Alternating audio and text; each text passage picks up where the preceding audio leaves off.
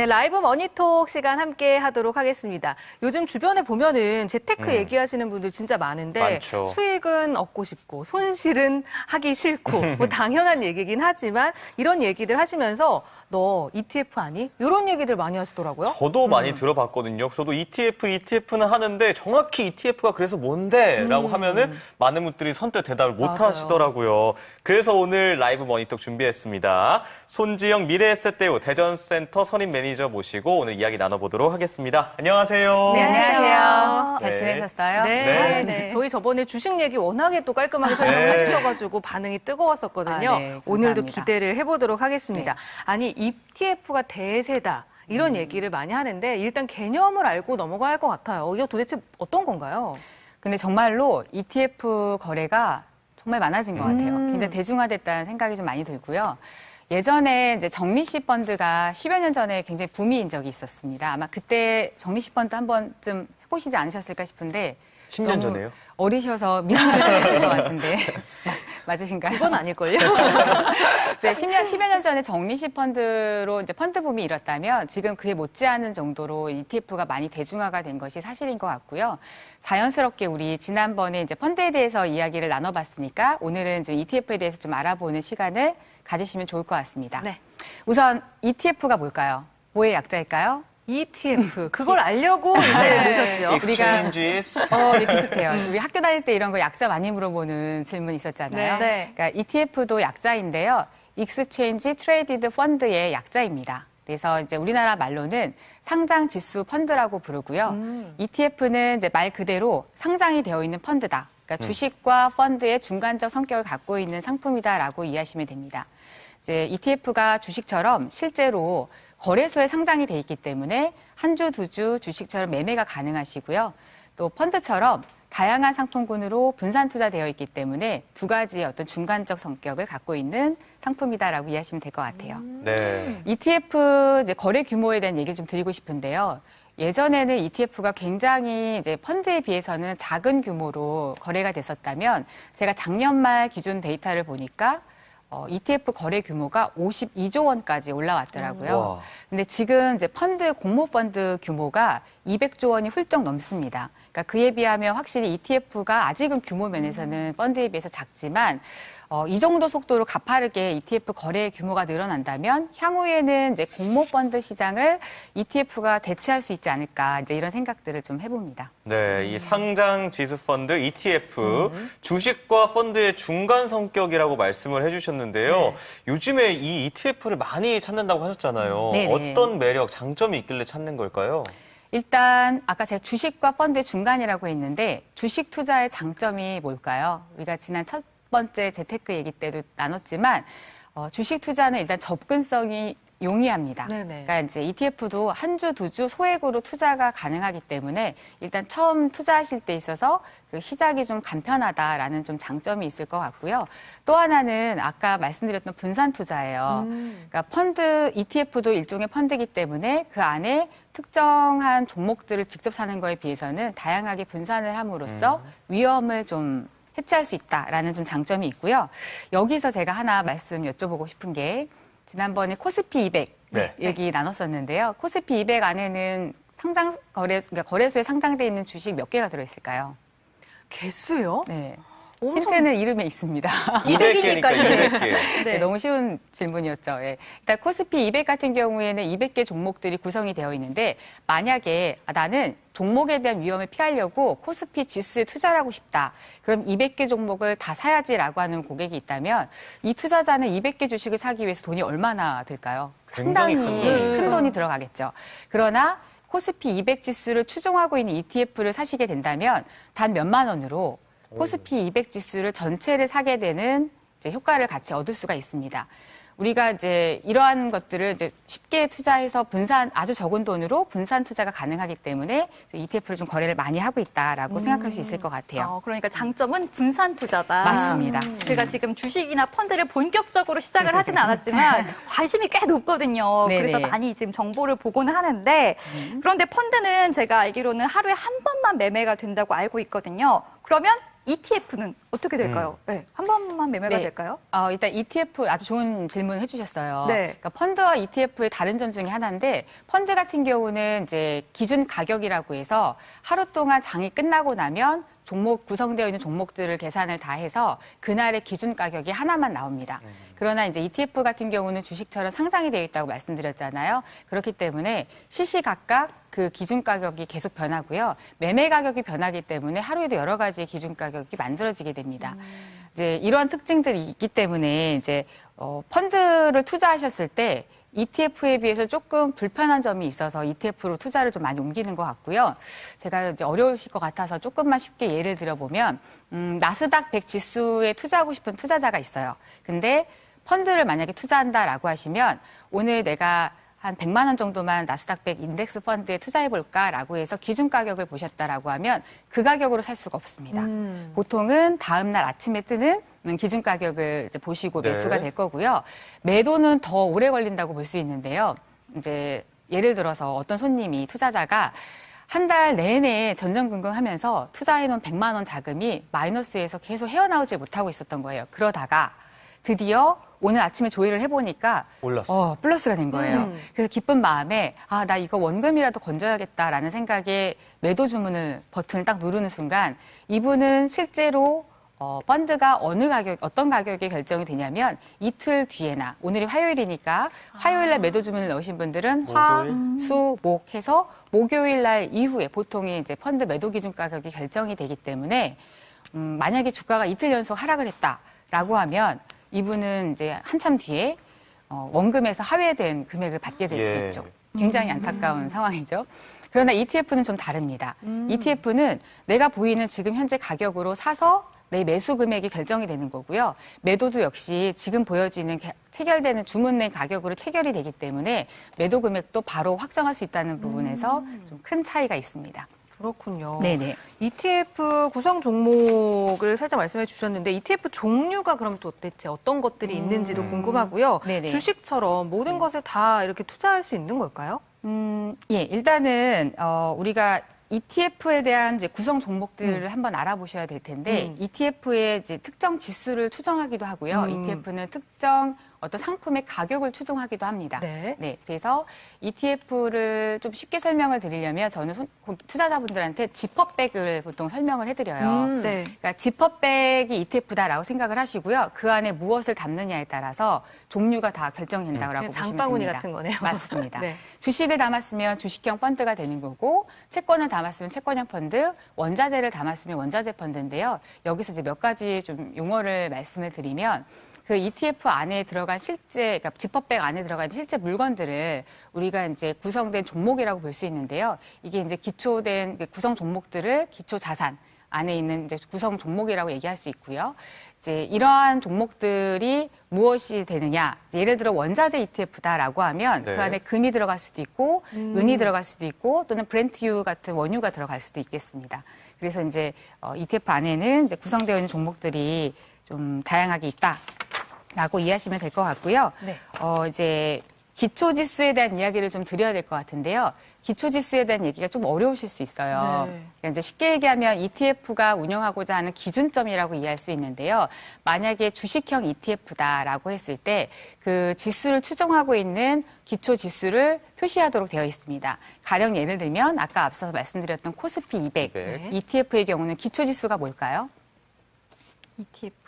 코스피 코스피니까. 200이겠죠? 네. 그래서 코스피 200을 기초로 해서 이제 ETF가 운용이 되는데요. 이렇게 특정한 산업의 시장의 지수를 추종하는 것을 우리가 보수적으로 이제 수동적으로 따른다라고 해서 패시브 ETF라고 부르고 있습니다. 이렇게 그 주식시장 전반을 추종한다, 따른다 이랬을 때 뭐 패시브 ETF 이렇게 말씀을 해주셨는데요. 좀 수동적일 수도 있고 위험에 노출된 위험이 상대적으로 적다. 그럼 반대로 저는 약간 공격적인 투자를 좋아하거든요. 수익이 크게 나든 네. 아니면 손해를 보든. 네. 이거 약간 도전적인 거는 어떻게 불러야 될까요? 일단은 남 아나운서님은 네. 액티브하다라는 얘기 많이 저 액티브합니다, 들으셨죠? 완전. 네. 그러니까 이제 수동적인 패시브 ETF랑 이제 반대되는 용어로 액티브 ETF란 거를 우리가 얘기할 수 있는데요. 액티브 ETF는 일단 벤치마크라는 것이 중요합니다. 이제 예를 들면 기초 지수가 코스피 200으로 설정을 해놓고 이것을 이제 기준점으로 우리가 벤치마크로 만들고 나면 이 코스피 200 지수가 움직이는 변동에 따라서 해당 액티브 ETF가 얼마나 더 높은 성과의 수익을 냈느냐에 따라서 성과를 우리가 나타내고 또는 이제 검증을 받고 있습니다. 벤치마크라는 말이 좀 어려우실 수 있는데요. 벤치마크는 원래 이제 토목공사에서 사용하고 있던 용어라고 합니다. 그러니까 높이를 재기 좀 어려울 때 이 건축물을 이제 지을 때 이 높이를 표시해 놓은 쇠막대기를 놓고 점을 표시하면서 기준을 세웠는데요. 벤치마크가 딱 ETF에서 그런 역할을 하고 있습니다. 그래서 패시브 ETF는 벤치마크가 그렇게 중요한 역할을 하진 않아요. 왜냐하면 이제 지수를 추종해야 되니까. 안정적으로. 네. 그러니까 이제 패시브 ETF가 잘했다라고 하는 거는 얼마나 이 ETF가 해당 기준이 되는 지수 ETF와 지수와 비슷하게 가느냐가 중요한 거고요. 액티브 ETF는 그와 달리 기준이 되고 있는 벤치마크 지수보다 같은 위험일 때 얼마나 더 많은 수익을 냈느냐가 중요한 성과 지표가 되게 됩니다. 그래서 완전히 차이가 좀 크다고 보실 수 있어요. 네. 다음으로 좀 알아두셔야 될 종류 중에는 섹터형 ETF가 있습니다. 이 섹터형 ETF는 말 그대로 어떤 특정 산업이나 종목들을 추종하는 ETF를 얘기하는데요. 최근에 이제 좀 젊은 투자자분들이 많아지셨다고 스마트 개인 투자자 얘기 많이 드렸잖아요. 네네. 그분들께서 굉장히 적극적으로 매수를 하고 있습니다. 섹터형을. 네. 근데 섹터형 ETF엔 뭐가 있을 것 같으세요? 뭐 생각나는 거 말씀해 보시면. 뭐 뉴딜 관련된 것도 그린 뉴딜. 아, 뉴딜도 아세요? 오, 많이 하셨는데요? 적극적이에요. 액티브한데요? 굉장히 액티브 하시네요. 네. 그러니까 섹터라는 것은 이제 아까 말씀하신 것처럼 관심이 있는 분야에서 먼저 떠올리시기 마련인데요. 예를 들어서 앞으로 미래에는 전기차 관련된 기업들이 잘 될 것 같다. 그럼 전기차 섹터에 투자하는 ETF를 투자하시기도 하고요. 또는 자율주행이나 AI 또는 이제 얼마 안 있으면 이제 백신도 우리가 모두가 접종을 하게 되잖아요. 네. 그럼 코로나가 많이 완화가 되면 당장 어디 떠나고 싶으세요? 여행. 여행 가고 싶으시죠? 이제 이런 생각들이 전 세계의 인구들이 다들 똘똘 뭉쳐서 네. 하고 있다 보니까 최근에 이제 코로나 수혜주라고도 할 수 있는, 그러니까 이제 백신을 맞고 좀 완화가 됐을 때 레저나 항공 여객기처럼 좀 여행과 관련된 섹터에 투자하는 ETF도 많이들 투자하세요. 이렇게 특정 종목 또는 특정 산업에 집중해서 투자하는 것을 섹터형 ETF라고 하고요. 당연히 시장 전반을 투자하는 거에 비해서는 종목 쏠림이 있고 종목 수가 적다 보니까 더 위험하겠죠. 그러면 정리를 해보면 네네. 조금 안전하게 지수를 따르고자 한다면 패시브 그리고 능동적으로 정말 액티브하게 하겠다. 그러면 액티브로 공격적으로 하겠다. 그리고 핫한 산업에 투자를 하겠다. 그러면 섹터로 이렇게 이제 개념을 놔두면 되겠네요. 네. 그리고 또 이외에도 ETF도 이제 펀드처럼 해외 그 원자재나 채권에도 투자가 가능한지 그것도 궁금해져요. 네.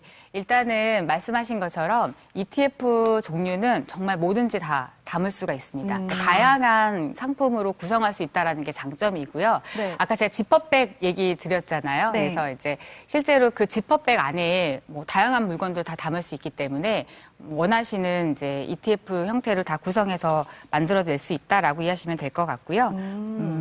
이제 현물이나 선물 시장까지 다 오가면서 운영을 하고 있기 때문에 좀 위험한 파생형 ETF들도 있으니까 좀 주의를 하셔야 될 것 같습니다.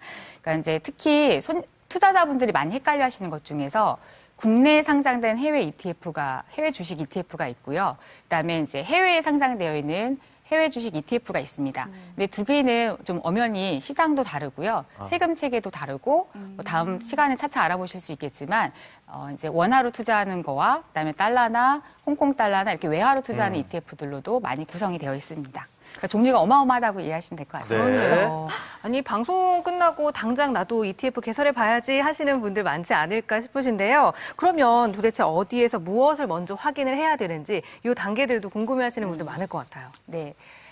일단은 오늘 저희 머니톡을 다시 한번 네. 보시면서 스터디를 공부를. 좀 공부를 하시면 좋을 것 같고요.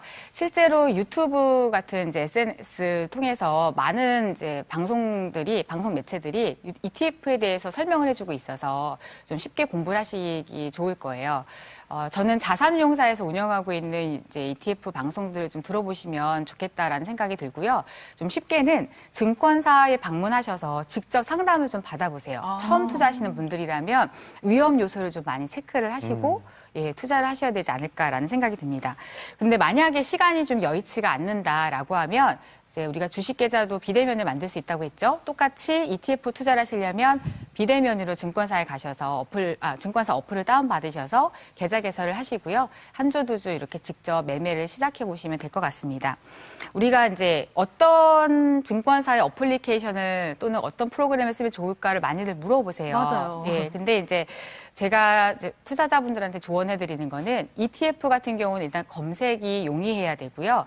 이 ETF 안에 구성 종목이 무엇인지 좀 찾기가 쉽게 되어 있어야 내가 원하는 섹터형 ETF도 투자할 수 있고 내가 원하는 투자 국가의 이제 주식 또는 원자재 등에도 추정하는 ETF를 투자할 수가 있습니다. 그래서 트레이딩 프로그램이 좀 편안한지 검색이 잘 되어 있는지를 보시고요. 더 자세하게 찾아보고 싶으실 때는 운용사 이제 홈페이지에 들어가시거나 아니면 증권사 트레이딩 프로그램이나 또는 이제 한국거래소를 통해서 ETF 매매 동향도 좀 점검을 해볼 수가 있을 것 같습니다.